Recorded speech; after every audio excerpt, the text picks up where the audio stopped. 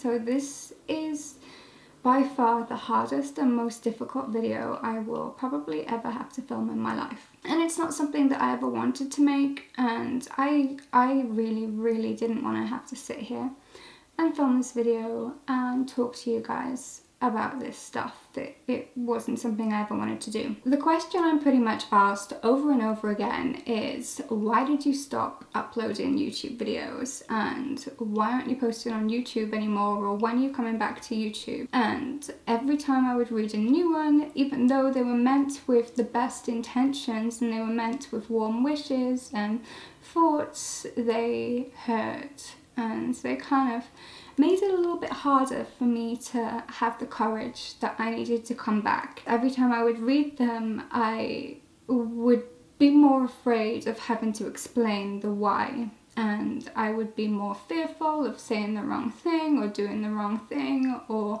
not saying anything or saying too much, and it kind of like scrambled my brain for a while. And then I kind of got it into my head that if I did come back, I would have to do like this big fancy production, this really kind of funny and witty video to make up for the fact that I had been away, or to kind of deflect from the truth.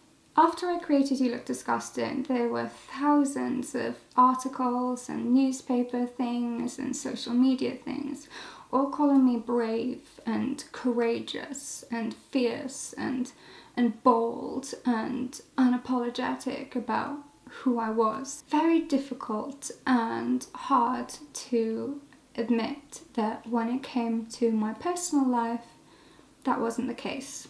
I was not brave, I was not courageous, and I definitely was not unapologetic about who I was.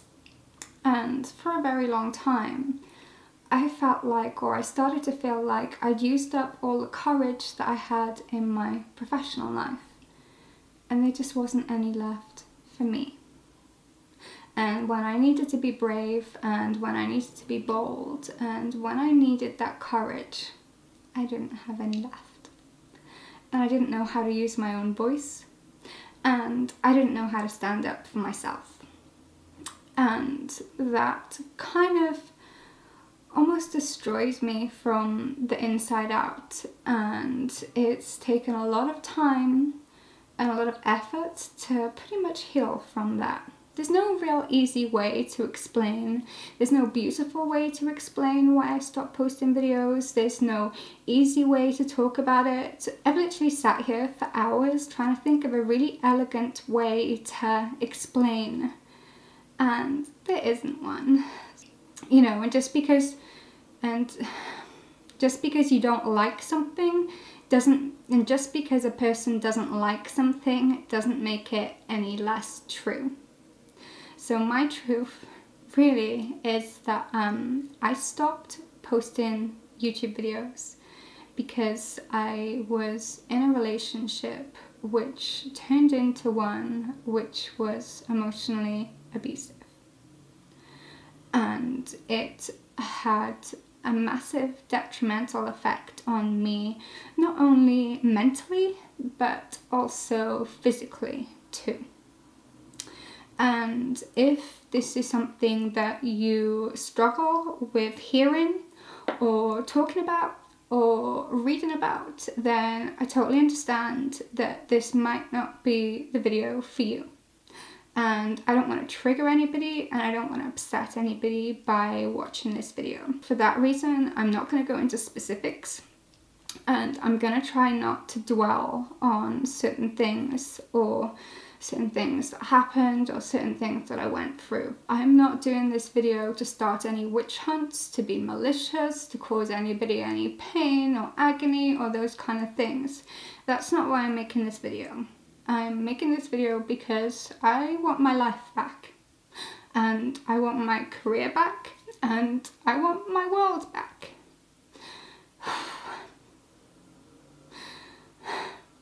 And I can't have any of those things back unless I'm honest about why I went away in the first place. Okay.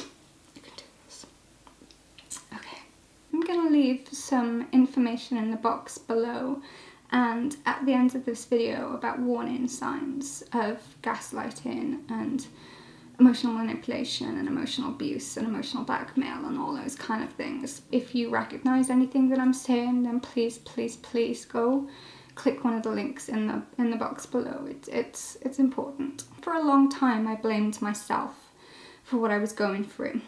And the first word that was come out of my mouth in nearly every sentence was sorry. Sorry, I just wanted to, or sorry, I didn't mean to, or I'm sorry, or I'm so sorry. I kind of became this apologetic wreck and shell of myself. I didn't really understand what normal was anymore, and my perception of what normal and what love was skewed so much that I couldn't really see how bad the environment that I was in was. Through what I know now is like this cycle of emotional abuse, which comes through emotional manipulation, gaslighting, and then the abuse part. And that took its toll on me. I kind of disappeared from my friends, I disappeared from family, I disappeared from work and from commitments, and I started disappearing in life too.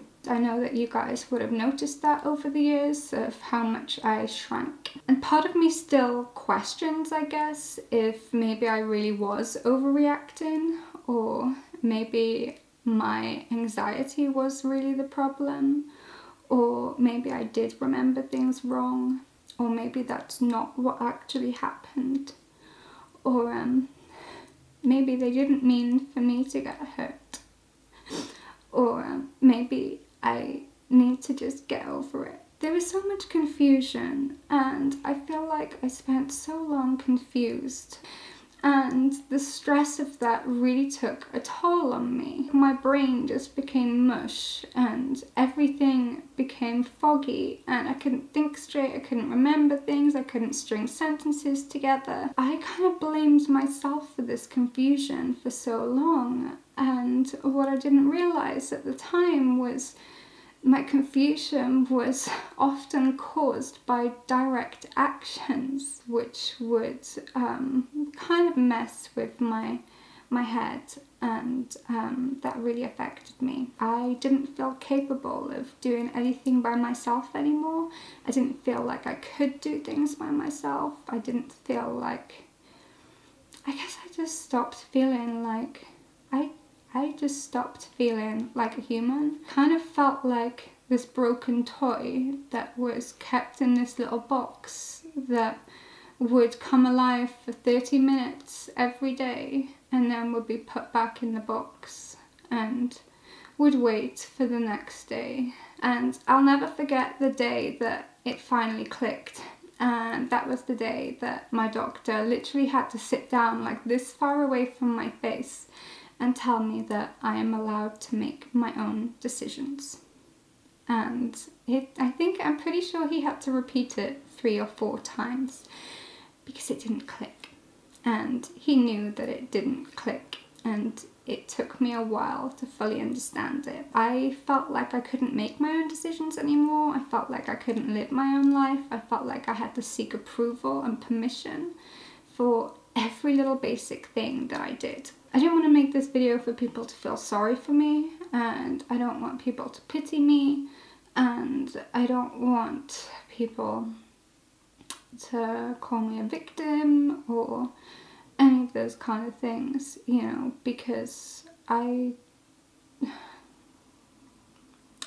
still feel shame, you know, I still feel the blame, and I still do blame myself for... And often I still do kind of blame myself for the situation that I was in, even though I know that I should not. And I know that I shouldn't blame myself for things that were not my fault. I am still and constantly working and growing to kind of move through these things and to be a whole person and to be a strong person for myself, for my friends, and now for you guys too. There are no scars that you can see on the outside. They're all inside. And I don't want to be bruised forever. and I hope that one day those wounds inside me do heal. You know, I don't want to have, you know, if you've ever been in an abusive relationship, be it emotionally or physically, or have dealt with gaslighting, if you've ever been made to feel like you shouldn't trust your own decisions, or that you're wrong, or that your thoughts aren't valid, or that your feelings aren't valid, they are. Believe in yourself, listen to yourself, and trust yourself. If you can resonate or relate to anything that I'm talking about, I am so sorry that you felt the same way. I just want you to know that life does get better on the other side, and you can move through this, and you do deserve happiness, and you will find happiness. I feel so blessed and so lucky to say that I am in a happy place in my life right now. I've got incredible friends around me. I've got an incredible man in my life who I love very much and who loves me. And it's amazing how much your life can change when you listen to yourself and when you realize that you're allowed to make your own decisions. I decided that I wanted to go back to doing weightlifting. I decided that I wanted to start hiking again. I decided so many different things for me that made me happy. I refuse to let that situation ruin who I am as a person and what I believe in. And I still believe in true love. I still believe in fairy tale endings. I still believe in marriage. I still believe in finding the one. I still believe in happily ever after. And of course I do. I grew up near castles. Fairy tales are like in my blood, you know? So I'm always going to believe in prince and princess and happily ever after and true love. That's never going to change, you know?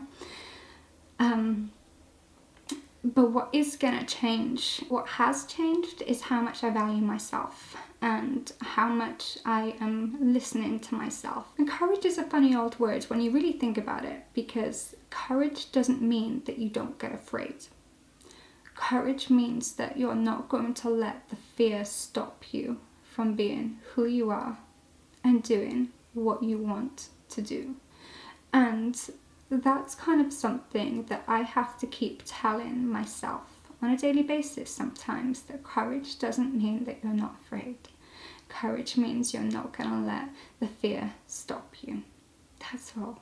So I guess there's kind of only one way to end this video, and that's to say, hi guys, I'm Em, and welcome back to MyPaleSkin. I hope you stick around.